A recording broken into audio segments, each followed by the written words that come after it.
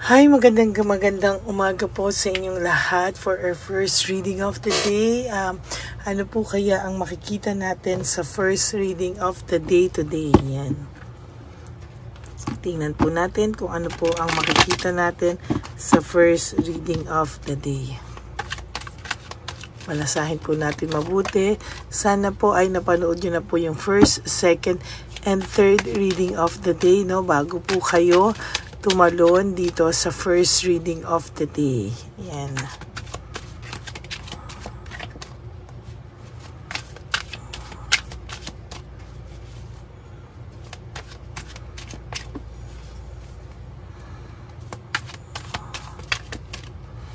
Pili po tayo ng 10. 1, 2, 3, 4, 5, 6, 7, 8, 9, and 10.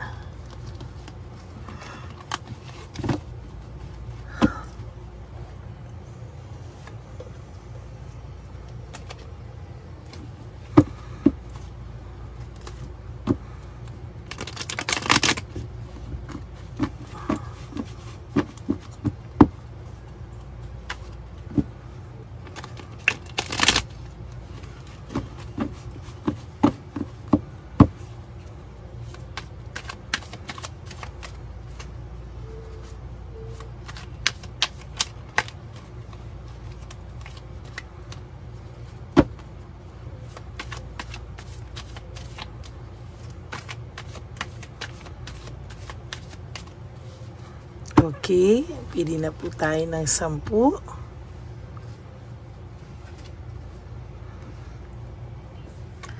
1, 2, 3, 4, 5, 6, 7, 8, 9, and last one, 10.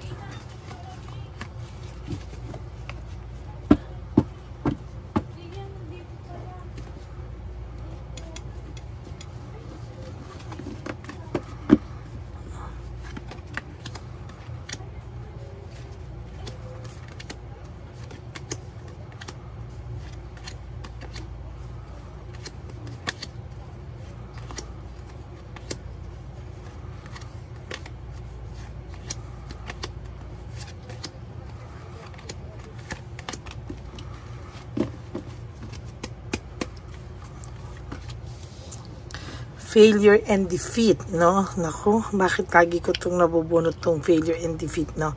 Talaga pong pakiramdam ng taong to ay pinapakita niya po sa iyo na siya ang panalo, siya ay nanalo, siya yung panalo sa inyong paghihiwalay.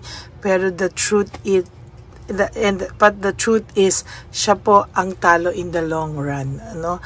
Akala niya po no siya yung panalo, siya po yung nasa okay na stage. Pero hindi po, no? Akala mo po ikaw ang talo, pero makikita mo po sa susunod, ikaw pala ang panalo, no? Akala ng person mo, siya ang panalo,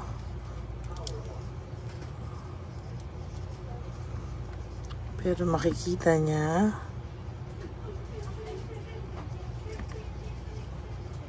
na siya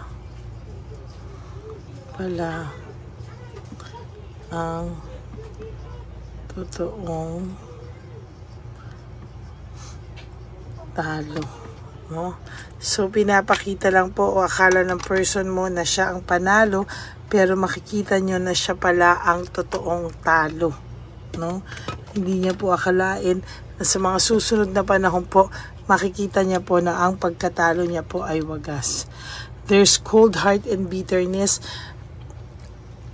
Ngayon po ay meron nangyayari talaga sa taong ito, no? Somehow, this person naging cold heart na po siya, naging bitter na po siya kay Chabilitang Palaka, And to be honest with you po, hirap na hirap po itong hirap na hirap po ito sa totoo lang, no? Hirap na hirap po ito sa mga panahon ngayon na hindi maging bitter sa'yo, no? Lalo na po pag ikaw po ay walang reaksyon, naiinis po ito, no? Somehow, pag wala ka pong reaksyon, siya po ay naiinis, no? Hindi niya po alam ang gagawin niya. Pakiramdam niya siya ay pinaparusahan ng tadhana because of his excess pride, no? So nakikita ko po dito, malaki po ang pagkatalo talaga sa kanya, no? Malaki po ang pagkatalo niya.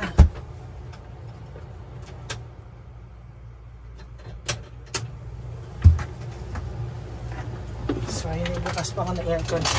Malakas po ang pakiramdam niya na siya daw ay pinaparusahan sa mga oras na to at mga panahon na to. Bakit? Kasi po sa totoo lang po, hindi niya po alam kung ano po ang naghihintay pa sa kanya sa mga susunod na araw. Ngayon pa lang po nagkakalamigan na sila. Akala mo po they are very sweet. Nagsisend ng may mga nagsisend sa iyo po ng mga photos, videos, pero sinasabi ko po sa inyo, huwag nyo pong tingnan. I have this one client also, hindi ko po sasabihin syempre sino, no?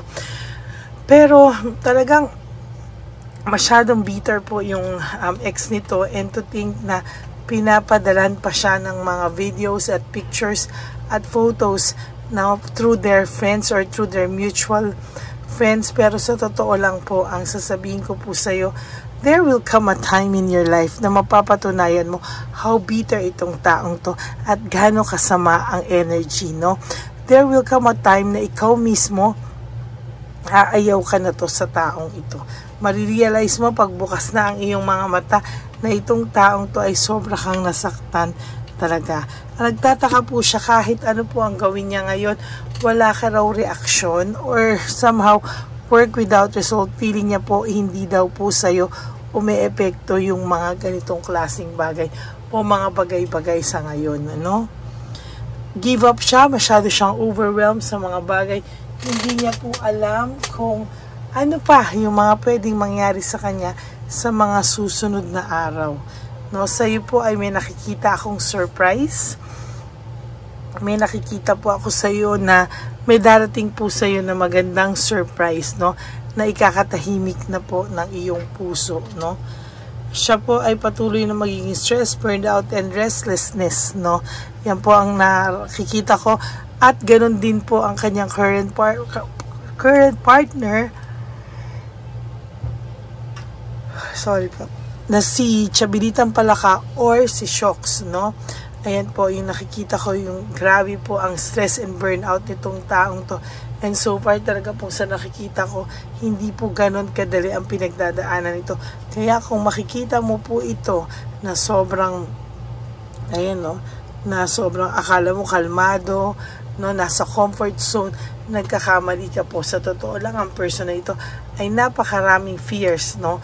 Paano niya i-maintain yung ganitong sitwasyon, paano hindi mawawala sa kanya, kasi baka mawala siya sa luho niya and everything. Ayan, no? Pero sa totoo lang po, no? Wala po siyang motivation, medyo may pagkatamad din siya. Wala siyang motivation, passion, at uninspired siya. Tandaan niyo po, ang taong in love ay inspired, no? And hindi po ganito na very uninspired po, sa totoo lang. Reversal of failure, no? Sa totoo lang, ang taong ito po ay, ayan, no? Lahat po, no, nangyayari sa kanya ngayon ay failure. Ikaw naman po, kung pakiramdam mo po ay nangyayari sa iyo ay failure, hindi po, no? Why? Kasi papunta ka na po sa stage wherein nakakapag-adjust ka na po, and sooner or later, you can move on from this person. You might, no? Kung gustuhin mo po talaga. There is deception and insecurity, tactics, strategy. Sa totoo lang po, no, sa nahihirapan po talaga ako ditong makita, no, na hindi makita yung mga strategies ang nagagawin niya pa sa'yo, mga tactics na gagawin niya sa'yo. So far, sa nakikita ko po dito, may deception po akong nakikita. Curiosity and mental energy, na may mental telepathy ka po talaga ng person mo, and somehow nagugulat ka na lang bakit at the back of your mind lagi mo pa rin siyang iniisip kahit na ayaw mo na po siyang isipin. Wala na kayong commitment at all, no? Parang very cold na yung samahan nyo, parang wala na nga yung sa iba. Ilang buwan, ilang taon nakalipas, pero nandyan pa rin po siya sa puso mo. Oh my God, siya pa rin, ano? Yan, no? Pero sa iba sa inyo, galit na galit at halos ayaw nang makita yung pagmumukha ng iba. No, there is lost opportunity, miss chance. Ang dami niya po sanang chance na nakahingi na siya sa iyo ng tawad. Pero dahil sa pag-excess pride nitong taong to, ayan, no, hindi po kahit kailan, no, magiging maayos sa kanya hanggang hindi niya po hinaharap yung mga nagawa niya pong mali sa buhay niyo. Distracted po siya, no, lack of rewards, lack of financial stability. Very distracted po siya. Hindi niya po alam kung saan magsisimula lahat sa bagay niya, dahil lahat sa bagay niya po ngayon ay magulo ang anggulo, no? Magulo po ang anggulo ng person nyo at hindi niya po alam kung ano pa yung mga pwede niyang gawin sa mga susunod na panahon. There is this emotional immaturity, no? Hanggang ngayon, ang person nyo po ay sobrang immature pa rin, no? Sobrang immature, sobrang insecure na nag-create sa kanya ng disappointment sa buhay, no? Siya lang din po talaga ang makakatulong niyan sa sarili niya. Kahit sino pa po, no? Kahit lumapit siya sa psychiatrist or what, ang narcissist na tao, pag hindi niya ginusto at isinapuso, wala talaga, no? Babalik at babalik. Meron lang certain time na magiging mabait sila, tapos demonyonita o demonyito na naman po sila sa harap mo because nagbago na naman. There is always tension and broken communication. Ilang beses ko itong nabunot sa reading ko po kahapon, ano? There is tension and communication between the two of them, no? So, totoo lang po, itong taong ito po ngayon talaga ay hirap na hirap, no? Hindi niya po alam bakit daw lagi silang nag-aaway, bakit wala silang intindihan, and sabi niya po, mahirap daw ang ganitong klaseng relasyon, to be honest with you. Freedom and explore, nag-e-explore na po talaga. Ang lalaking to o ang babaeng ito, nag-explore po talaga. Kaya ito po ang sinasabi ko sa inyo. Ito po yung karmang nag-aantay sa tao nyo. Sa panluloko pong mga ginawa niya sa iyo, binalikan na po siya ng tadhana, no? Ayan na naman, no? Immaturity na naman po. And rudeness, naging rude po sa iyo ito ng sobra-sobra. Naging masakla po sa kanya ang mga pangyayari na parang feeling niya wala siya sa loob niya, masasakit ang mga binitawan niya salita sa iyo. Kaya somehow, every day of his or her life, dala-dala niya po yung bigat niya na ganyan, ano, na dinadala niya po sa totoo lang hanggang ngayon yung lahat po ng kasinungalingan at alam mo yun, yung nasaktan ka ng sobra talaga, yun po ang dala-dala niya sa araw-araw na ginawa ng Diyos. So that's it for your first reading of the day. Akala ng person mo siya na ang panalo or siya ang panalo, pero makikita niya sa huli na siya pala ang totoong talo, no?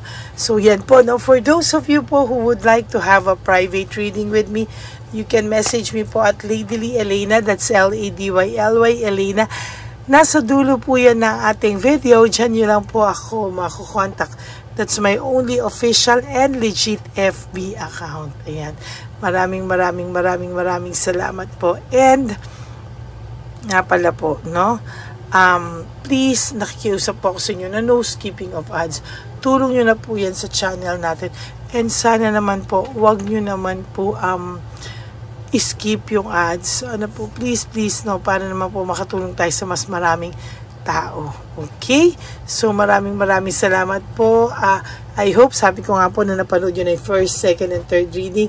At sa aking ever solid na mga Lady Elena friends, family, and subscribers, nako, sobrang mahal na mahal ko po kayong lahat. At magbibigay po ako ng general reading of the day kahit nasang lupalupan po ako ng mundo, no? Ako nga po, sabi ko sa inyo, kahit po nasaan ako, kahit nandito lang ako, o wala, may masama ang pakiramdam ko, hindi, I will try to give you yung first, second reading of the day. Bonus na lang po ako may final and third reading pag may sakit ako. Yun lang naman po, no. The rest, no, hanggang third reading po tayo. So that's it. Maraming salamat po.